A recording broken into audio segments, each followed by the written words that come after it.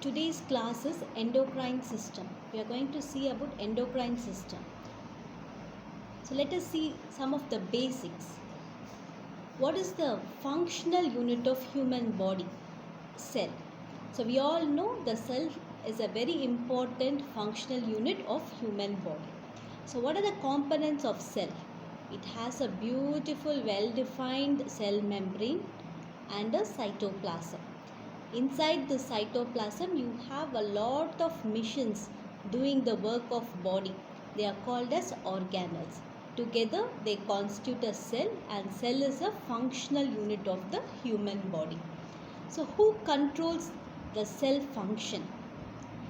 It is the most important unit of the body, and what is it controlled by? It is controlled by two things. It has either a neural control or an endocrinal control. So neural control is offered by nerves. There is a huge connection of nerves in our body which controls a cell, or else it can be through the endocrine system. In endocrine system there are certain substances which are released by the other cells. These cells, they release substances called as hormones which act on the neighboring cells. This is called as endocrine system. They act through physiologically secreted substances called as hormones. Both this system together, they control a cell function, and in turn they control the human body. So the main function of the human body is carried out by nerves and hormones. Both of them have to be friendly. Both the nervous system and endocrine system should be friendly. They should act together in a coordinated manner to maintain a proper function. The body to function normally and properly, both the nervous system and the endocrine system should be friendly, and they should proceed in a coordinated, regulated manner. So what are glands? Glands are nothing but they are a group of cells. They are cells which group together, and they synthesize certain substances which are released into the bloodstream or into the body cavities and act on target organs. So what are glands? They are group of cells present in the body which synthesize certain substances and release them into the bloodstream for proper function of organs. These glands can be divided into two based on their function.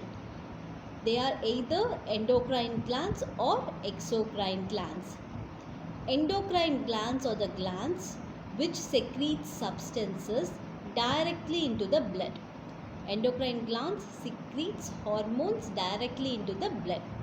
Exocrine glands are the glands which have a duct, which has an opening called as duct.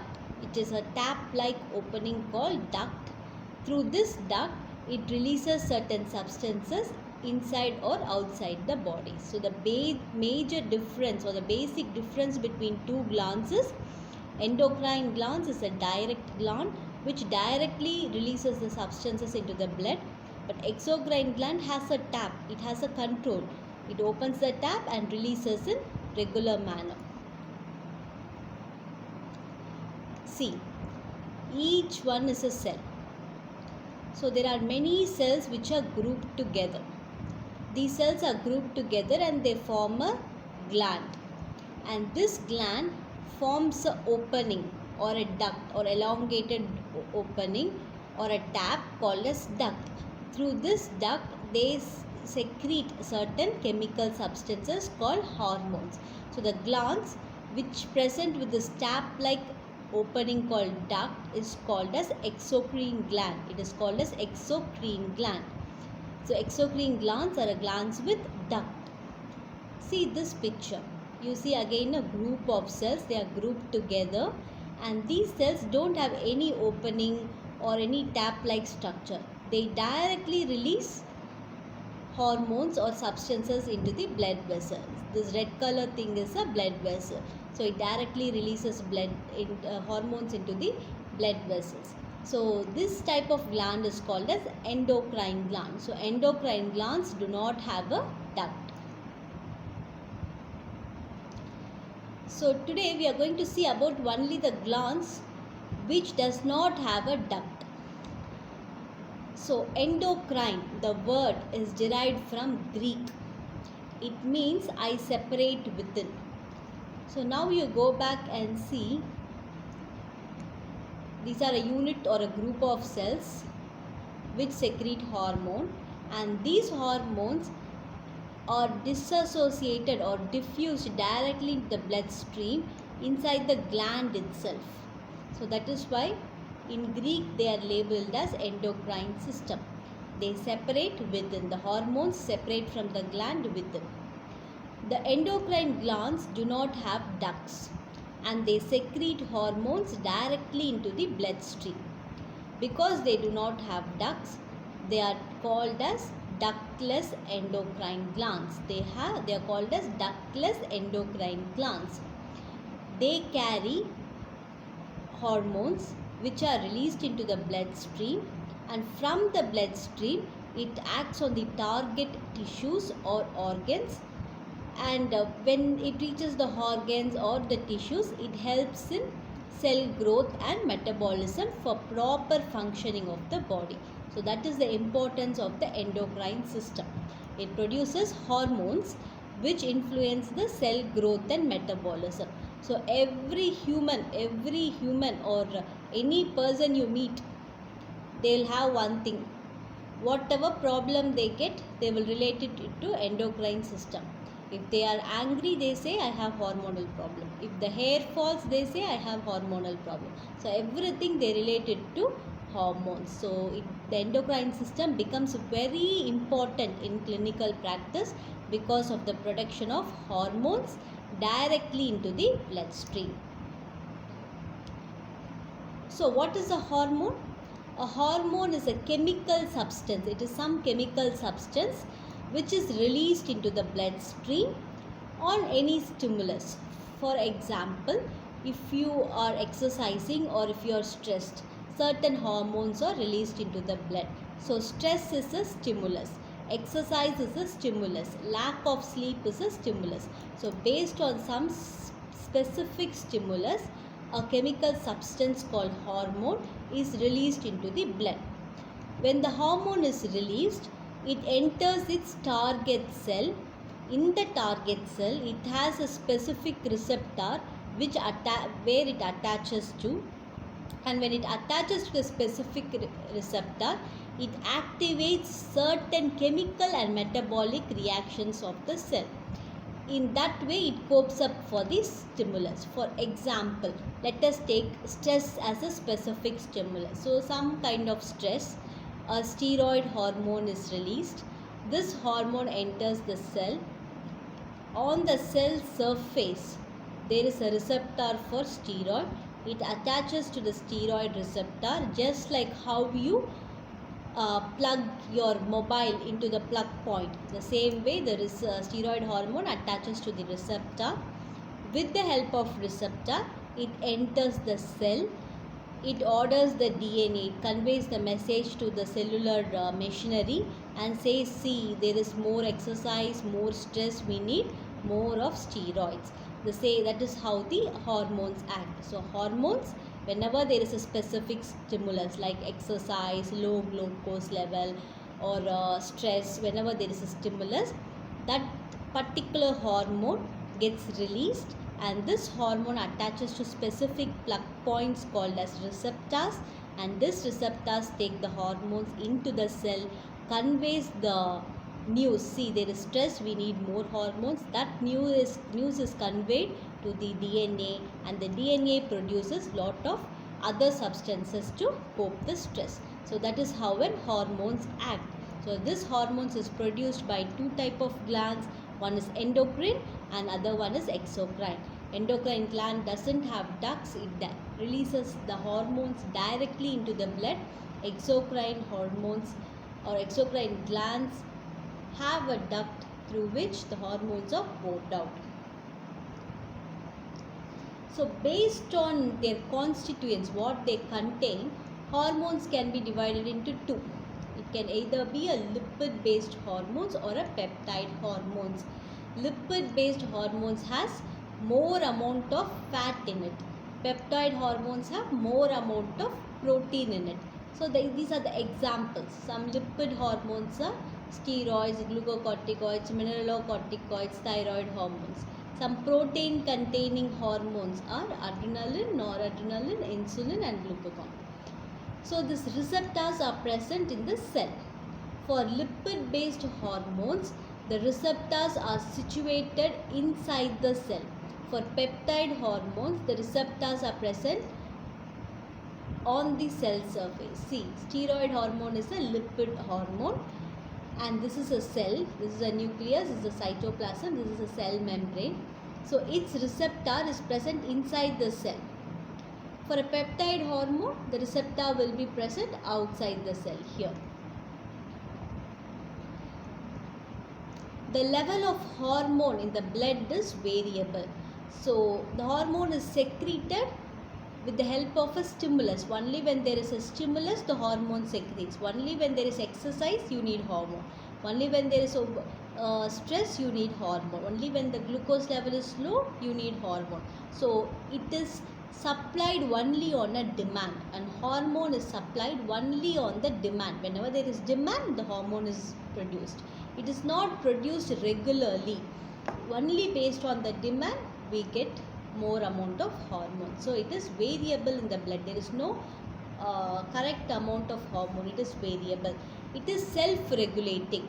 It can regulate by itself. If there is no hormone, immediately there will be a stimulus and more hormone secretion will be initiated. If there is less hormone, again more hormone will be produced. If there is more amount of hormone, then the stimulus is reduced, inversed, and the cells say stop production. No, there is more hormone. So it is self-regulating.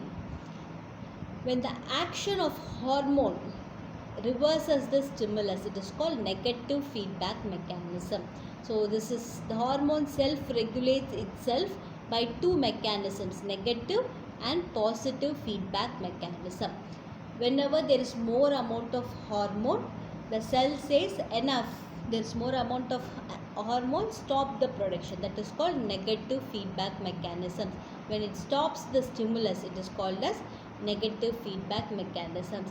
When there is less amount of hormone and the cell says no, we need more amount of hormone, increase the hormone production, that is called as a positive feedback mechanism. So reducing the hormone secretion is called negative feedback, increasing the hormone secretion is called positive feedback.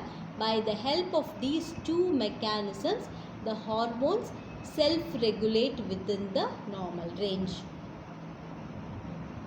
So there are 10 important endocrine glands. Starting from the top to the bottom, you have 10 important endocrine glands in the human body.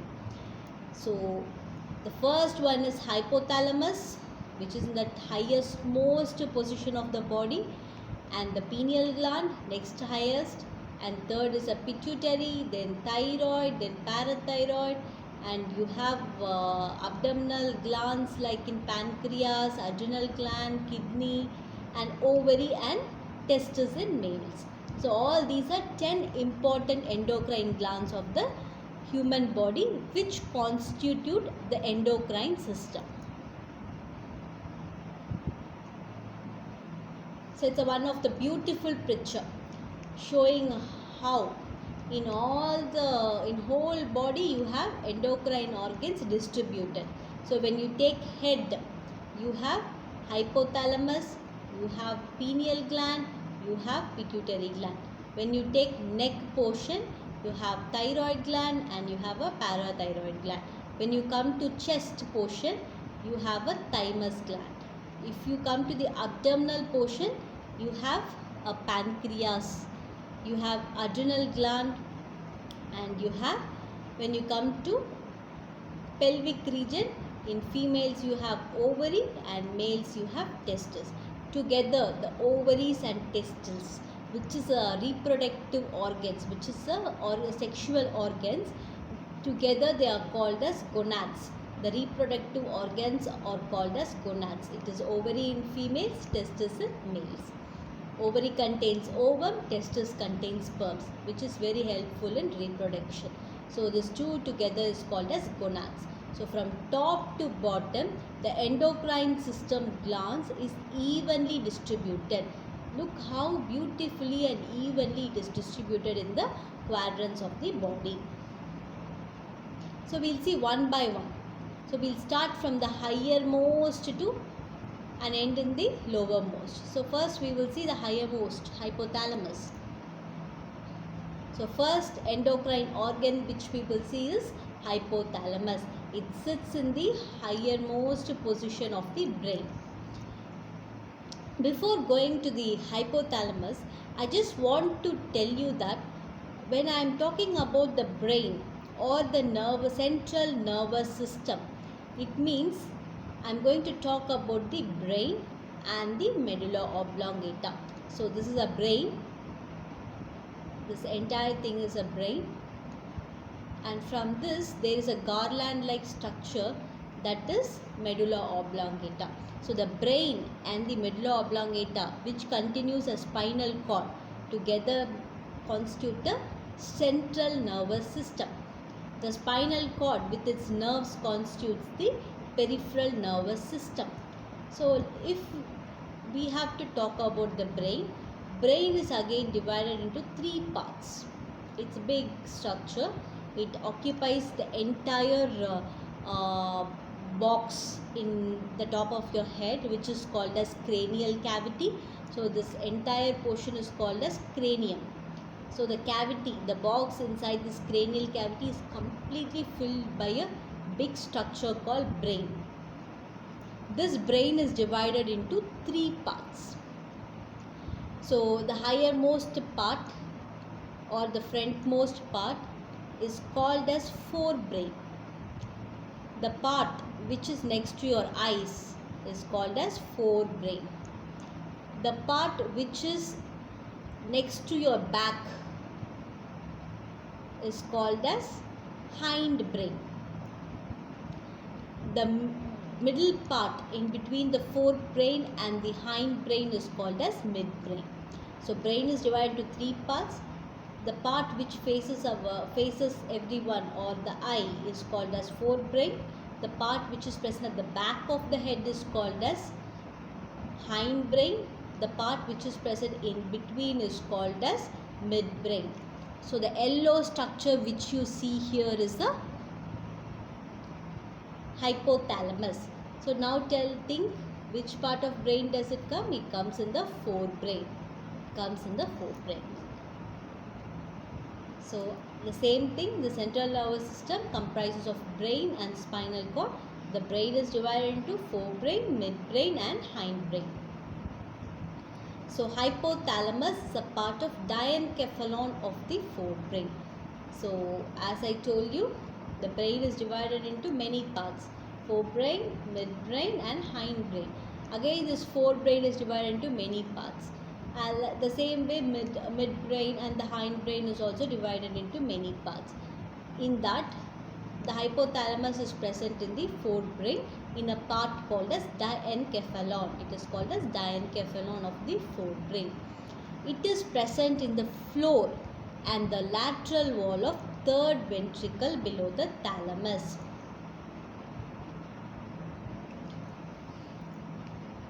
This is a cross section of a brain. So when you cut the brain, this is how it looks. So I have taken the cross section of forebrain. So when you cut a forebrain, there are certain important things which you see there. The first important thing in any brain structure is cerebrospinal fluid, which is called as CSF. The CSF is a brain fluid. Okay. It is very important in reducing the pressure in the brain. So this cerebrospinal fluid, it circulates at three places. It is produced and it is circulated in the forebrain. So it is produced by certain blood vessels called as choroid plexus. From there, it is secreted into a cavity or cystic space called as lateral ventricle. So where my pointer is showing is called as is called as lateral ventricle.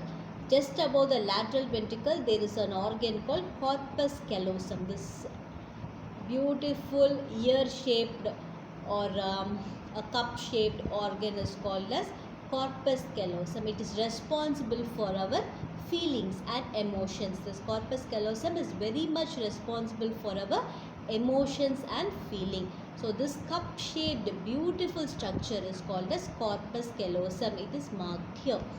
Just beneath the corpus callosum there is a space or there is a cystic empty space which contains a fluid that is called as lateral ventricle.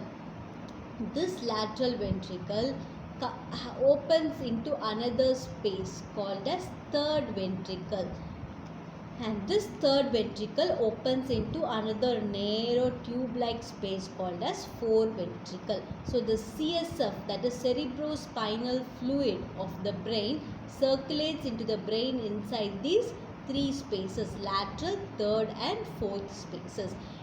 So this is third ventricle. We will be very concerned about third ventricle when it comes to the head, because third ventricle has more of endocrine structures in the head. So in the third ventricle there are many structures. See, you can see thalamus, hypothalamus, pituitary gland. All these structures are present in the third ventricle. In that, thalamus and pituitary gland, and can you see one projection here? This is pineal gland. So all these three are endocrine glands. So the forebrain on cross section has an empty space containing fluid called as third ventricle. In the third ventricle, from top to below, you have pineal gland, you have hypothalamus, you have pituitary gland. All these are endocrine glands. So hypothalamus is a part of diencephalon of the forebrain.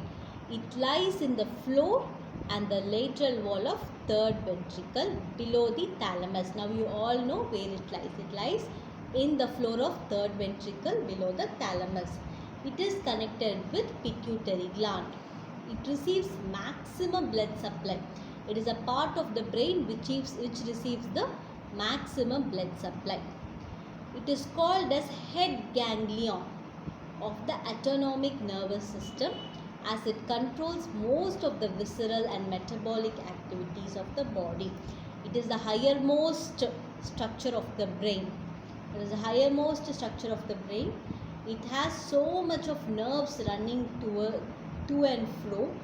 So all these nerves control the body organs and tissues, and hence that is why it is called as head ganglion. The hypothalamus is otherwise called as head ganglion of the nervous system. So the main control of a body is done by the hypothalamus, and hypothalamus controls almost all the nerves of the body. So it is called as the head ganglion. Ganglion means nerve. So head ganglion of the autonomic nervous system. So it has boundaries.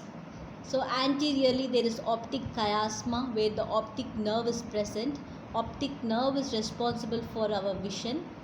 And posteriorly there is a body or organ called mammillary body, which is again responsible for our emotions like anger, rage and everything. Laterally it is bounded by a fibrous tissue called internal capsule.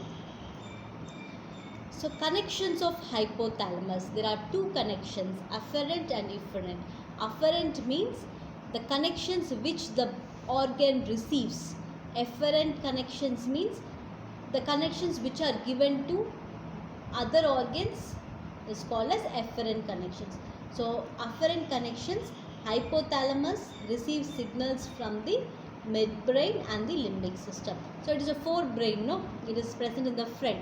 So obviously it will receive connections from behind, that is midbrain and forebrain. So where it will give its connections. Its efferent connections will be sending signals to again midbrain, thalamus, posterior pituitary, spinal cord and limbic system. So all the structures around it will receive connections from hypothalamus. mainly midbrain, pituitary, spinal cord, thalamus and limbic system. See, this is thalamus. It will receive signals from midbrain and hindbrain.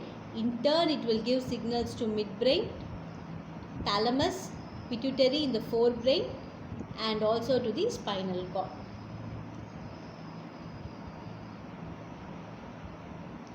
So this is a beautiful picture. You see, this is the third ventricle again. In third ventricle, there is a highly important and very important and essential structure which contains all nerve control is thalamus. This thalamus, beneath this thalamus, there is a small structure called hypothalamus. This hypothalamus is present, or it lies in the floor of third ventricle, just beneath the thalamus. So this small thing behind this is mammillary body. So it has an optic, this tract is called as optic nerve tract. So it is bounded by optic nerve tract, pituitary gland and also lateral ventricles. So what are the functions of hypothalamus? As I already told you, what is the other name of hypothalamus? Head ganglion. It is the head of all the nervous system. So it controls all the functions of body.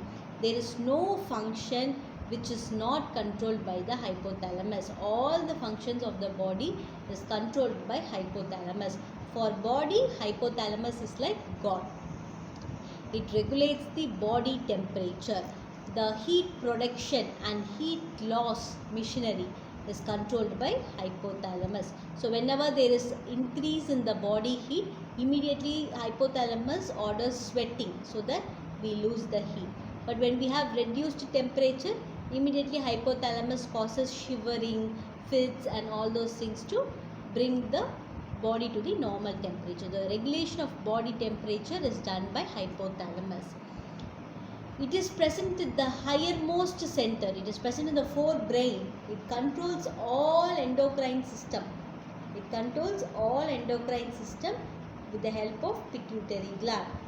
It acts as a biological clock. It controls circadian rhythm. Circadian rhythm means it is a 24-hour cycle which we experience. It is a 24-hour cycle experienced by human beings. That is called as biological clock. So circadian rhythm is a 24-hour cycle or variation which the human beings experience. It can be anything, like every 24 hours you eat, or you wake up in the morning, you sleep in the night. So that biological clock is controlled by hypothalamus. Your sleep waking cycle. I go to bed at 10 o'clock every day, I wake up at 6 o'clock. This has become my cycle. So your sleep waking cycle is regulated and controlled by hypothalamus. Hunger and feeding. Again, it has a lot of neural connections, nerves in it. So it controls your hunger, feeding, thirst and water intake. As I told you, it is in close connection with corpus callosum, mammillary body and all other things which basically control your emotions. What are emotions? The way you feel. Anger, depressed, rage, all these are emotions. So our different emotions are again controlled by hypothalamus. The sexual behavior and the reproduction is also controlled by hypothalamus. All organ system nerve supply is controlled by hypothalamus. So everything is controlled by hypothalamus. Hypothalamus controls the entire body. There is no function that is not controlled by hypothalamus. It controls all the organs of the human body. So what happens here? It is a pictorial depiction of how the hypothalamus controls the body organism. See, it is the superior most structure of the endocrine family. Hypothalamus is situated in the brain, that is also in the forebrain. It controls the pituitary gland. This pituitary gland secretes many hormones which controls other organs. So The entire endocrine system, this is controlled by pituitary. This pituitary is under the control of hypothalamus. So hypothalamus and pituitary axis controls all the organs of the body. That is why there is no function that is not controlled by hypothalamus and pituitary. Again, this is a pictorial depiction. What is the function of hypothalamus?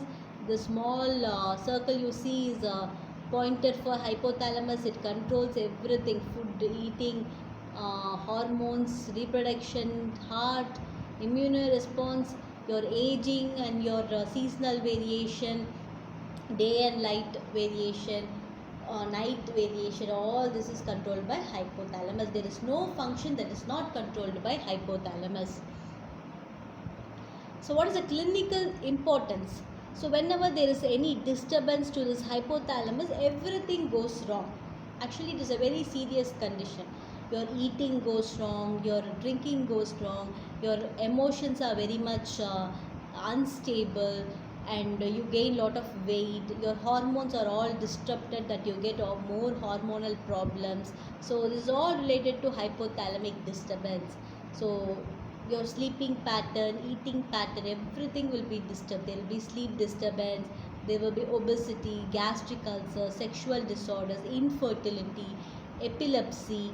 All this you can see in hormonal problems like diabetes insipidus, mellitus. All this you can see in hypothalamic disturbances. Next we go to pineal gland. Pineal gland, again, it is present in the forebrain. It is a very small organ and it is generally not present after puberty. So pineal gland is a small organ which is attached to the roof of third ventricle. Again, it is present in the third ventricle just beneath the corpus callosum. It is reddish brown in color and it is surrounded by a tissue which protects it, called as capsule. Like how if you take the capsules at home as a tablet, there will be powder inside and there will be a plastic or one fiber coating for the tablet. No, that is what we call as capsule. The same way, this organ is also covered by a tough structure called capsule. It has two parts. It has a body and a stalk. The body is conical in shape and it measures 10 millimeter long, very small. The stalk or peduncle has many nerves which again terminates in hypothalamus. The gland is present at birth. It is developed inside the uterus. After birth, it slowly degenerates and atrophies. After puberty, it becomes calcified and later life it disappears. So after puberty, you can never find pineal gland. So again, it's a very beautiful picture of the cross section of forebrain. So what you see here, this is a corpus callosum I call.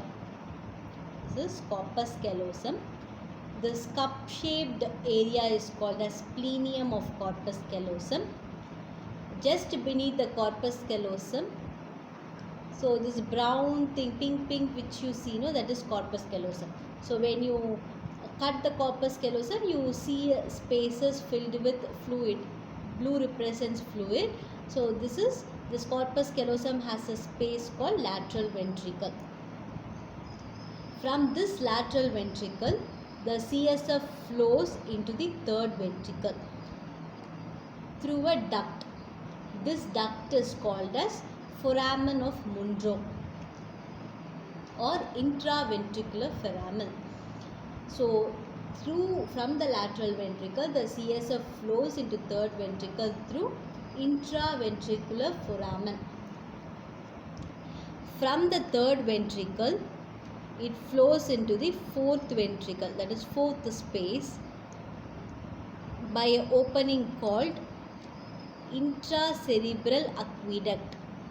So it opens from third ventricle into fourth ventricle through a space called intracerebral aqueduct, and then it enters the spinal space.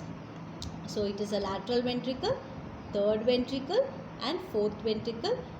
Through this the CSF circulates. From lateral ventricle to third ventricle, it has foramen, Monro or intraventricular foramen. From third ventricle to fourth ventricle, it has cerebral aqueduct. So this is third ventricle. So third ventricle is very important. Why? Because all the important endocrine glands of the nervous system or head is present in the third ventricle. So these are two lateral walls of the third ventricle. Lateral means side. So there are two side walls for the third ventricle. So at one side you have pineal gland. On other side, here you will have a thalamus inside. You will have a thalamus and a hypothalamus. On the other side of the wall you have a pituitary gland. Just above the pituitary gland you have an optic nerve nuclei which helps in vision, that is called as optic chiasma. So clear? This is third ventricle again. On one side of the lateral wall there is pineal gland. Just opposite to that there is a pituitary gland. Above the pituitary gland there is a optic nerve tract or chiasma. All this have a body and a stalk. All this have a body and a stalk because their stalks have nerves. That nerves which will connect them to thalamus and hypothalamus. So thalamus will be here in the floor of the third ventricle. There will be a thalamus, and below thalamus you will have hypothalamus. So all this pineal gland, pituitary gland, they will have stalks which has nerves that communicate to the hypothalamus. So our pituitary gland, our pineal gland is here, pituitary gland is here. So the pineal gland is a small organ compared to all others. It is a small cone shaped organ. It has a body, it has a stalk. The stalk has a nerve connections connecting to the thalamus. So pineal gland is made up of two types of cells. So I told you, it has two structures. It has a body, it has a stalk. Stalk has nerves and the body is a gland. So gland will have cells called epithelial cells and the nerve will have cells called as glial cells. So it has both the cells. It has neuroglia, which is a nerve cell, and an epithelial cell of the gland called as pinealocytes. So this is a histological section. It's a tissue section where you see a big epithelial cells called pinealocytes or dark cells called astrocytes. So there are two types of cells. You see, these are all big cells. These are small dark cells. So they are called as astrocytes. So morphological significance. So this pineal gland is found in reptiles also. In reptiles, the gland is divided into two parts, anterior part and the posterior part. This anterior part develops as eye. So reptiles have two eyes above and one eye just beneath the surface. So this eye is called as pineal eye or parietal eye. The posterior part of the pineal gland forms a gland. So in reptiles, the pineal gland is again a conical structure. It does not have a body or a stalk. Instead, it has an anterior part and a posterior part. This anterior part finally develops into eye as a third eye. So reptiles have three eyes and the posterior part becomes a gland which secretes hormones. So Egyptians, they believed in third eye.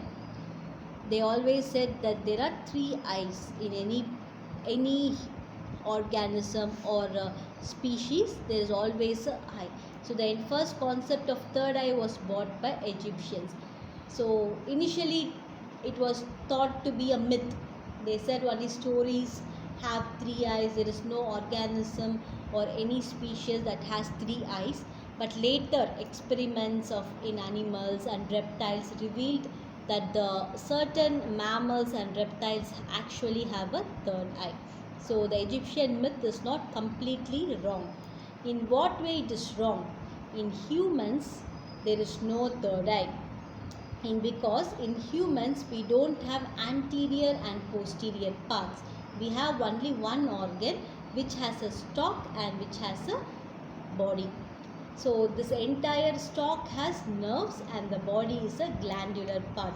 So this glandular part always secretes some hormones. It does not help in eye development. So that is why this idea of third eye is not applicable to humans.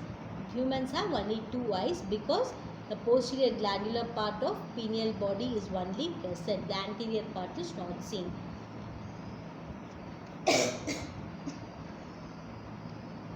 So what is the function of pineal gland?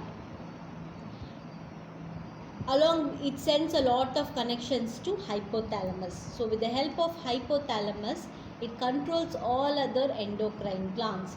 So pituitary, hypothalamus, pineal gland, all three are connected, and with the help of all other two organs, it controls all the endocrine glands until puberty. After puberty, it becomes degenerated and calcified and it disappears. So it controls one hormone called as gonadotropins. Gonads, as I told you, gonads means ovaries in female, testes in male, which are sexual organs, sexual or reproductive organs. So these organs, to develop and function, we need specialized hormones called as gonadotrophins. These gonadotrophins are actually secreted by pituitary gland. It is actually secreted by pituitary gland. But until puberty, pineal gland controls this gonadotrophin secretion. It inhibits the gonadotrophin secretion until puberty. After puberty, the pineal gland degenerates and disappears. So the control on this gonadotrophin secretion is lost. So after that, there is development of sex organs. So that is what we call it as puberty. The function or the control over the gonadotrophin secretion is lost after puberty. Until puberty, it is controlled by pineal gland. That is why until puberty there is no development of sex organs. Other than the control on gonadotrophin secretion, it secretes a hormone called melatonin. So initially, when the gland was discovered and experiments were made, they thought it has only one function, that is controlling the gonadotropin secretion up to puberty. But then they thought, when they did a lot of experiments, they found out it secretes another hormone called as melatonin. Only after advent or invention of this hormone, that pineal gland was considered as an endocrine gland. So the main functions of endocrine glands is it can control all the endocrine organs with hypothalamus. It controls gonadotrophin secretion up to puberty. It controls and secretes melatonin and hormone. So what are the functions of melatonin? So melatonin is a prime hormone which is responsible for skin color. The way your skin looks, light, dark, very fair, very dark, all you blame only your melatonin. So the color of your skin is dependent on melatonin. So melatonin levels are high at the night and lowest around the day. They are high in certain seasons and very low in certain seasons. So they have diurnal variations and seasonal variations. Diurnal variations means night and day variations. Seasonal variations means winter summer variations. So this melatonin hormone brings such variations. Because of this variations only, we are able to appreciate the night and day. So melatonin is a hormone which is responsible how you feel and how can you appreciate your night and day. You know whether it's night or day because of your melatonin. So melatonin is a prime hormone. It has two important functions. First of all, your skin color. The color of your skin, you have to blame your melatonin. It is nobody's fault. The color of your skin is dependent on melatonin. Your day and night appreciation, whether it is day or whether it is night. Now it's morning or now it's night. That appreciation is brought by melatonin. Melatonin secretes highest in the night, so you are able to appreciate night. Melatonin secretes lowest in the day, so it is called as day. So your day and night cycle and the skin color, the prime responsible hormone is melatonin, and it is secreted by pineal gland. Next, pituitary gland. It is a very important gland. As I already told you, it secretes a lot number of hormones. It secretes almost all the hormones of the body. It controls all the hormones of the body, and it is controlled by hypothalamus. So that is why hypothalamus becomes very important. It is like pituitary gland is like your chief minister who has control over everything, transport, flights, ration, everything is controlled by chief minister in your state, and finally he will be controlled by prime minister. So your prime minister is hypothalamus and chief minister is pituitary gland. It controls all the affairs of the body, like by producing various hormones. In turn, it is controlled by hypothalamus. So again, it's a polypoidal or conical organ. It has a body, it has a stalk.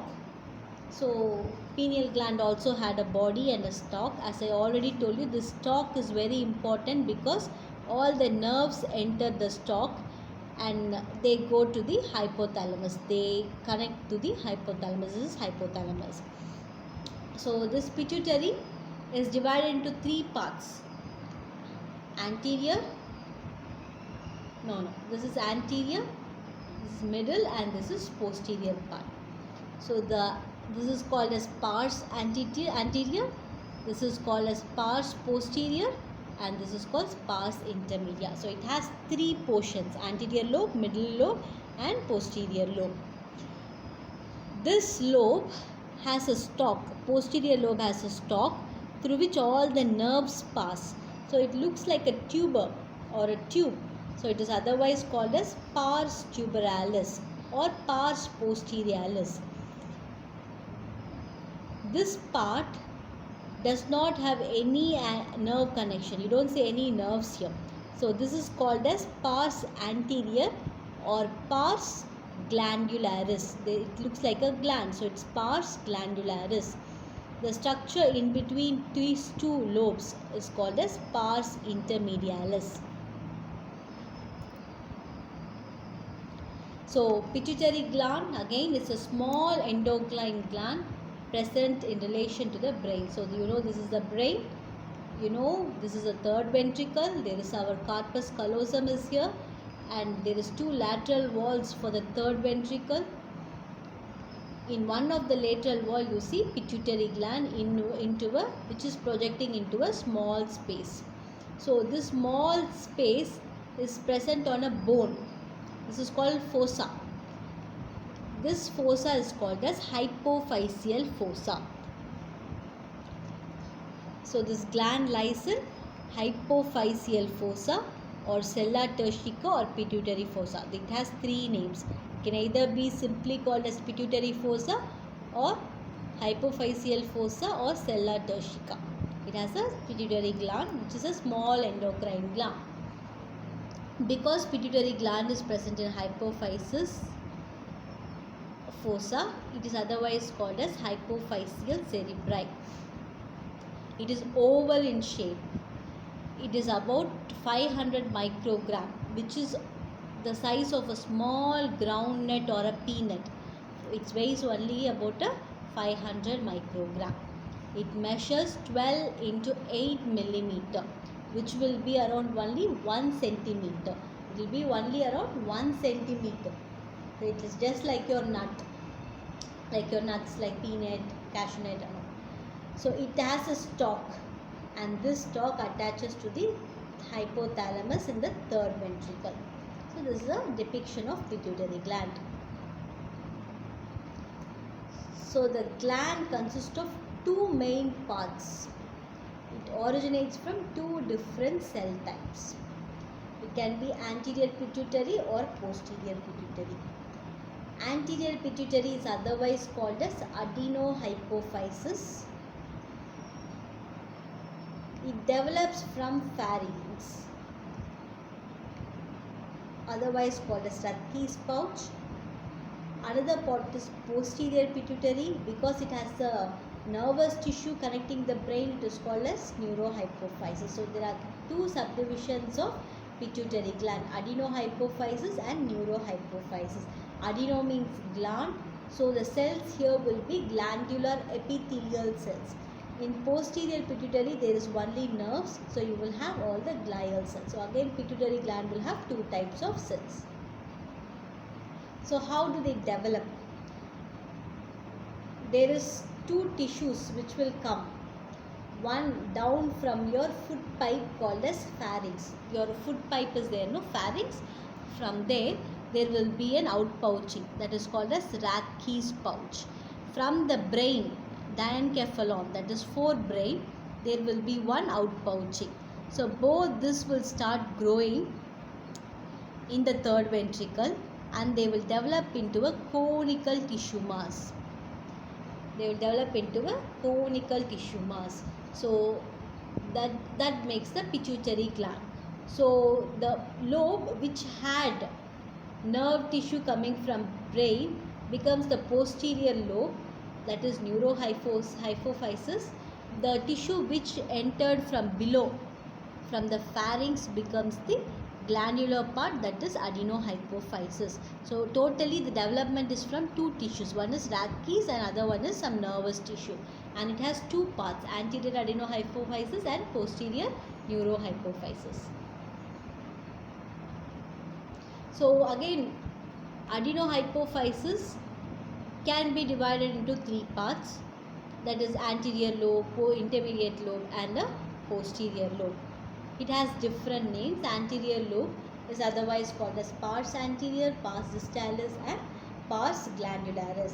And intermediate lobe is otherwise called as remnant of Rathke's pouch. And the posterior lobe is otherwise called as pars tuberalis. These are all subdivisions of adenohypophysis. So the neural tissue is called as neurohypophysis. This neurohypophysis constitutes the posterior lobe. So we have two parts, adenohypophysis and posterior and neurohypophysis, or you can call it as anterior lobe, intermediate lobe and posterior lobe. So this neurohypophysis is nothing but your posterior lobe, that it is rich in neural connections. So again this is floor of third ventricle where hypothalamus is present. This is pituitary gland. It has a body, it has a stalk. It develops from two different tissues. This is from pharynx and this is from nerve. This nervous tissue becomes the stalk and it connects to the hypothalamus. It is called as posterior pituitary, pars posterolalis, pars tuberalis or neurohypophysis. This anterior lobe is pars anterior or pars glandularis. Rarely there can be an intermediate lobe. See, it's a beautiful picture again. It's a floor of third ventricle where you have hypothalamus. In the lateral wall you have optic chiasma which is responsible for your vision. Just next to the optic chiasma there is pituitary gland which has two lobes, posterior lobe which has nerve connections and anterior lobe which is glandular, and there is rarely an intermediate lobe called as pars intermedia. So coming to the relationships of the pituitary gland, on either side there is a space called cavernous sinus. Superiorly there is third ventricle and all structures of third ventricle. Inferiorly it is bordered by hypophyseal fossa and its venous channels and sinus. So let's see, this is a pituitary fossa cross section picture. As you know, this is a bone, this is a pituitary fossa, and this pituitary fossa has a lining called dura mater. So this becomes the inferior border of pituitary gland. It is present in the hypophyseal fossa dura mater. Superiorly, there is third ventricle, there is hypothalamus, all the third ventricle structures like optic chiasma, infundibulum, all the superior structures are present.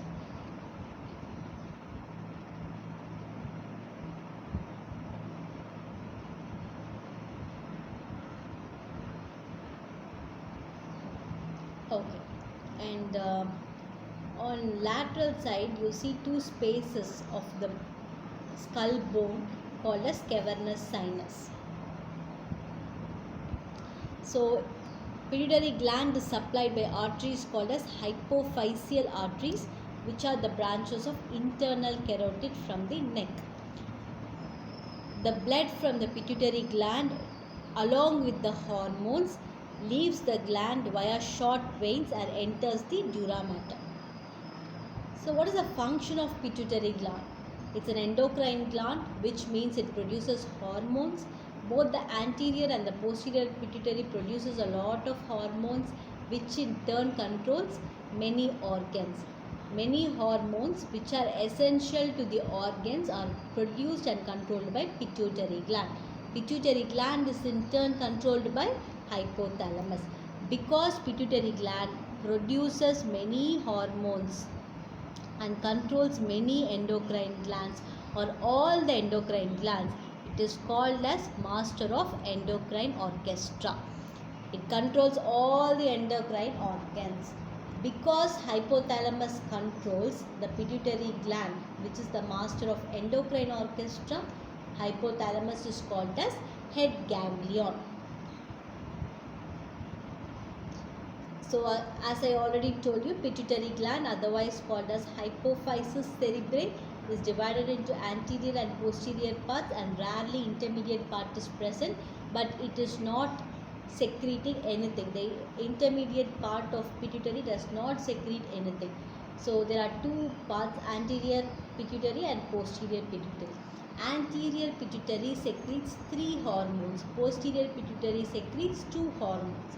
So anterior pituitary secretes growth hormone, which is responsible for our growth and development, whether we are tall, short, built or poor. That is defined by this growth hormone, that is secreted by anterior pituitary. Next is prolactin is a hormone. The prolactin is a very important hormone that regulates the sleep and also the lactation. When you feed the babies, the milk secretion is controlled by the prolactin. So growth hormone, prolactin hormone and trophic hormones. The hormones which act on other endocrine glands is called as trophic hormones, like thyroid, adrenal cortex or gonads. When it acts on thyroid, it is called as thyrotropic hormone. When it acts on adrenal gland, it is called as adrenocortic hormone. Or if it acts on gonads, ovary or testicle, then it is called as gonadotrophic hormone. That is also secreted by anterior pituitary. So anterior pituitary secretes 3 main hormones: growth hormone, prolactin and trophic hormones. Trophic hormones constitutes of thyroid hormone, adrenocorticotrophic hormone and gonadotropin hormone. Posterior pituitary secretes 2 hormones, antidiuretic hormone and oxytocin. So antidiuretic hormone is very important. It regulates your water control, your thirst, your feeding, your urine secretion, how much you have to drink, how much you should not drink, how much urine you have passed, all that is controlled by antidiuretic hormone. Oxytocin is a hormone which is responsible for uterus contraction, breast contraction during delivery or during feeding the baby. All that is controlled by oxytocin. So anterior pituitary, 3 main hormones, posterior pituitary secretes 2 main hormones. So what is the clinical significance of pituitary? It can produce a variety of benign and malignant tumors or cancers. So when such entities are very rare, but when they are developed, it becomes very serious. So pituitary is very important. It's a master of orchestra, endocrine orchestra. So it is very important. It can produce a variety of benign and malignant tumors. So head endocrine glands is over. We have seen hypothalamus, we have seen pituitary, we have seen pineal gland. Now let's come to the neck. Neck we have two things, thyroid gland and parathyroid gland. So first we'll see thyroid gland. It is the next most important endocrine gland. It is a butterfly shaped endocrine gland. It's a beautiful butterfly shaped endocrine gland. Like how the 3rd standard or 4th standard kid will draw, it's like that. It's a beautiful butterfly shaped endocrine gland. It has irregular borders like flower. So it's a butterfly shaped endocrine gland. It is situated in the lower part of the neck,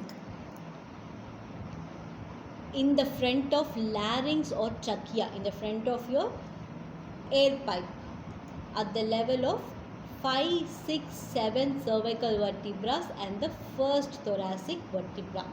It is also surrounded by a fibrous capsule for protection. It weighs about 25 grams. It has 2 lobes which are conical shaped, and they are joined by narrow isthmus on either side of the thyroid cartilage or tracheal rings. Each lobe measures around 5 into 2.5 into 2.5 centimeter length, breadth and width. The isthmus measures 1.2 into 1.2 centimeter. Generally, females have a bigger lobe compared to males. These bigger lobes may still become big during menstruation and pregnancy. So it's the thyroid gland. You see 2 lobes are present. They have a butterfly shaped or irregular outlines. It is connected by an isthmus. It's a very beautiful picture. So again, thyroid in Greek means shield. Thyroid in Greek means shield. So it is just like a shield in front of the air pipe. This is air pipe through which we breathe, the larynx and trachea. No, from the nose we breathe through larynx and trachea. So it acts like a shield for the trachea. So that is why we call it as thyroid. Thyroid means shield. It is present in front of the larynx and the trachea like a shield. It has 2 lobes like a butterfly. See, just this part, it looks like a butterfly. It has wings and it has a beautiful body. So it has 2 lobes. These 2 lobes are connected by a narrow part. This part is called isthmus. So these 2 lobes lie on either side of the tracheal cartilage. This is the thyroid cartilage or tracheal cartilage. So these 2 lobes go and attached, or they lie on the side of thyroid or either side of the thyroid cartilage. So with this way, in this way, they look like a shield. That is why they are named as thyroid. Thyroid is a highly vascular gland.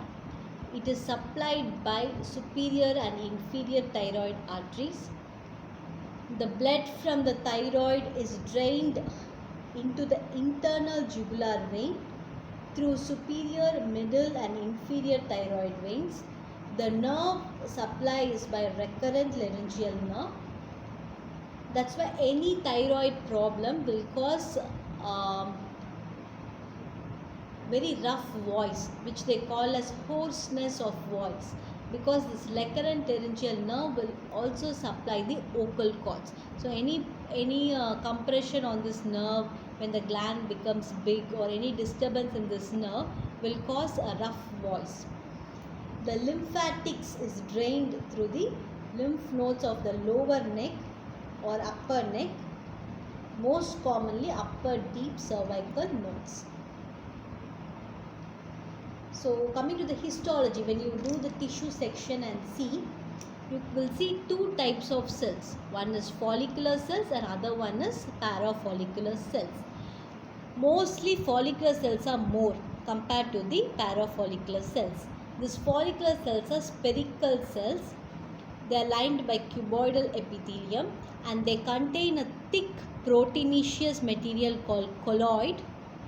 This colloid in turn secretes or helps in secretion of hormones, namely triiodothyronine, which is otherwise called as T3, or tetraiodothyronine, which is otherwise called as T4. So in our human body we have more T4. T4 is more abundant, but T3 is most important, or it is a most efficient hormone. It is very useful or very important and necessary for normal function.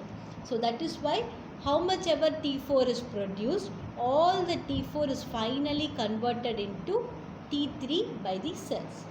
So T4 is the most abundant hormone. T3 is the most important hormone. It is a very important hormone. The other cell is a parafollicular cell. It is otherwise called as C cells because it secretes a hormone called thyrocalcitonin or calcitonin. So C stands for C, calcitonin. Calcitonin secreting cells. That is why it is called as C cell. So they are very few in number and they are light colored cells, and they secrete a hormone called thyrocalcitonin or calcitonin. The other name for thyrocalcitonin is calcitonin. So based on this depicting this calcitonin, we label these cells as C cells. It plays a major role in calcium metabolism. This hormone calcitonin plays a major role in calcium metabolism. So this is a tissue section. When you make a section of thyroid and read it under a microscope, this is how it will look. So it will have two types of cells, parafollicular cells and follicular cells.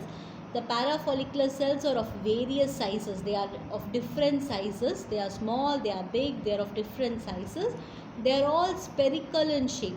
See, they are all spherical in shape. They are neither round, neither oval. They are all spherical in shape, and they are lined by a single layer of epithelium called cuboidal epithelium. The cells look cuboidal. That is why it is called as cuboidal epithelium. So this epithelium is called cuboidal epithelium, and inside their lumen, this is lumen, the space inside their cavity is called lumen. Inside the lumen they have a proteinaceous pink colored substance, and this is called as colloid. So all these big things are called as follicle cells.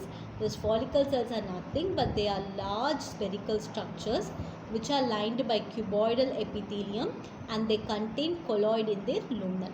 So in between these follicle cells you will see some groups of cells, small groups of cells which are comparatively less in number.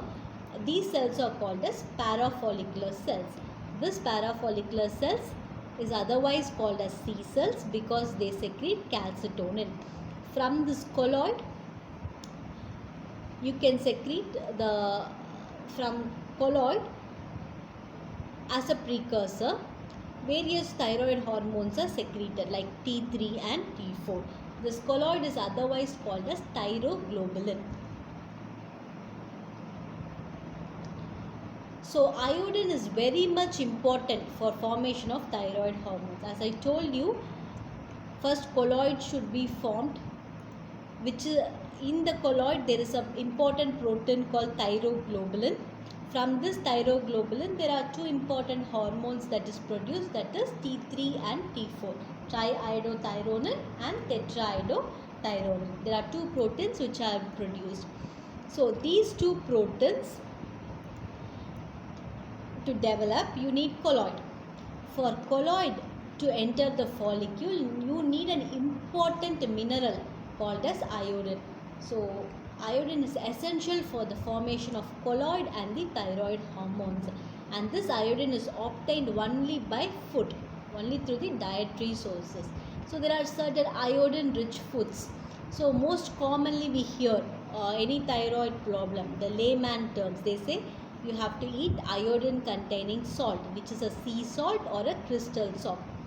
So you have to eat iodine containing salt, you have to drink coconut water which is salty, and we have to eat strawberry, spinach, broccoli, fennel. All these are common iodine containing foods. So we say even if the person is very poor and he cannot afford all this strawberry, cranberry, fennel and all, the simple thing that he can afford is crystal salt and sea salt, which is iodized. So we should always use an iodized salt. So whenever there is a stimulus like exercise, stress, malnutrition, low glucose levels or sleep disturbance, anything, the thyroid gland takes up the iodine. The iodine which is present in the blood is actively taken up by the thyroid gland follicular cells. From that they synthesize colloid, otherwise called as thyroglobulin. From this when this thyroglobulin is secreted and stored, whenever there is a need, the pituitary releases a hormone called as thyroid stimulating hormone. This hormone in turn influences another hormone called thyrotropin releasing hormone. So whenever first the thyroid stimulating hormone is released by the pituitary, and this hormone commands the thyroid gland and it says, we have a need, please prepare some hormones. So for this thyroglobulin is converted into T3 and T4. So after the thyroid gland synthesizes T3 and T4, again pituitary releases another hormone called as thyrotropin releasing hormone. So when this hormone comes and says you have to get released into the blood, T3 and T4 gets released into the blood. So the entire hormonal action is based on the demand based supply. So whenever there is a stimulus or whenever there is a demand, the gland already keeps a store of colloid. From this colloid, based on the hormones, T3 and T4 are synthesized and released into the circulation. So it's a demand based supply. So what are the functions of thyroid gland? It increases the basal metabolic rate. So it is very important. Basal metabolic rate should be very regulated and normal or increased for body not to gain weight. It keeps all your fat, cholesterol metabolism under control. Your metabolism is kept under control by this basal metabolic rate. All your cholesterol, fats, lipids, all the synthesis is controlled by basal metabolic rate. So thyroid regulates this basal metabolic rate. In any disorders of thyroid, this basal metabolic rate will not be properly regulated. So that is when the patient develops obesity or excess loss of weight. So there is an imbalance. It increases the heat production. It regulates the carbohydrates, proteins and fat metabolism. In turn, it increases the basal metabolic rate. It increases or it helps physical and mental growth. It regulates the calcium metabolism. So parafollicular cells secrete a hormone called calcitonin. The main function of the calcitonin is regulating the calcium metabolism. It also increases the effects of other hormones like adrenaline, noradrenaline. All these hormones are influenced by thyroid gland secretion. So what is the clinical significance? Any swelling of the thyroid gland is called as goiter. It is called as goiter. This goiter can be due to increased secretion of thyroid hormones called as hyperthyroidism or decreased secretion of thyroid hormones called hypothyroidism. So whenever the patient comes with a swelling in the neck called as goiter or a swelling of thyroid gland, immediately you have to look for hyperthyroidism or hypothyroidism. Other than this, thyroid can produce a variety of benign and malignant tumors. So coming to parathyroid gland. So this is a thyroid gland. It's shield-like gland. So the posterior surface at the back of thyroid gland, there are two pairs of glands which is stuck to the posterior surface of thyroid gland. Because they are stuck to the posterior surfaces, they are called as parathyroid gland. So there are two pairs of small endocrine glands. Parathyroid glands are two pairs of small endocrine glands. You have this is a thyroid gland. This is superior surface. This is inferior surface. So you have two superior parathyroid glands and two inferior parathyroid glands. They lie in the posterior border of thyroid lobes, embedded in the capsule. Each gland weighs around 50 milligram. It measures of about 6 into 4 into 2 millimeters, and it is oval in shape. It's derived from the pharyngeal pouches. So, do we say every day to everyone, to people who are younger than us, or people who come and consult us, friends, neighbors, everyone, we say no, just like that. Should always eat calcium containing foods. Everything in white has more calcium. Milk, egg, cake, all this has high calcium. It's a very common thing we say. So all the calcium containing foods you should eat for a normal routine activity, for a beautiful body structure, to high running, athletic body, heart rate, everything is controlled by calcium. So you should always eat a calcium containing food. Only food is not helpful for maintaining calcium. Even parathyroid gland is very important. Calcium is needed for what all purposes? For a beautiful muscle contraction, to maintain your muscles, to enable the nerve impulses, to promote the nerve to go at a fast pace in conveying messages, blood clotting mechanism, and to enhance many enzymes, you need calcium. That's why you have to eat high calcium containing foods. You can eat as much as you want, but how it is regulated? It is regulated by parathyroid glands. It is regulated by a hormone produced by parathyroid gland. The parathyroid gland secretes a hormone called parathormone. It is otherwise called as PTH, parathyroid hormone or parathormone.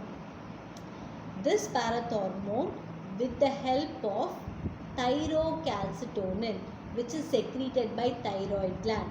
Thyrocalcitonin, which is secreted by parafollicular cells of thyroid gland, along with parathyroid hormone secreted by parathyroid gland, together controls two metabolism. One is calcium and other one is phosphorus metabolism. Whenever there is low blood calcium levels, the parathyroid hormone is secreted to regulate and balance the calcium metabolism. So how does this parathormone act? So whenever the blood calcium level is low, it increases the blood calcium levels by absorbing from small intestine. From whatever food you eat, immediately it absorbs from the intestine if it is calcium containing food. So whatever it has given to kidney already for proper functioning, it gets back. Then it stimulates the bone cells to destroy bone, so that more calcium which is present in the bone will enter the bloodstream. So basically what we do whenever we have shortage of money, if I am not having any money today, what do? We go collect. We think, first thing you think is, where and all I have given money, who are all have people who borrowed from me, I should collect back from them. The same way the body also thinks, whenever there is reduced blood calcium levels, this parathormone thinks from where all it has to collect back its calcium. So it collects back from kidney, it collects back from the bone, it also absorbs from the small intestine. So the main function of parathyroid gland is secreting parathormone. This parathormone, along with calcitonin, which is a hormone of thyroid, together it regulates the blood calcium levels. Calcium is very important in our body for muscle contraction, the clotting mechanism, function of enzymes and nerve impulses. So for all these mechanisms, calcium is very important in the body, and that is regulated mainly by parathyroid gland, which is present in the posterior surface of our butterfly shaped thyroid gland.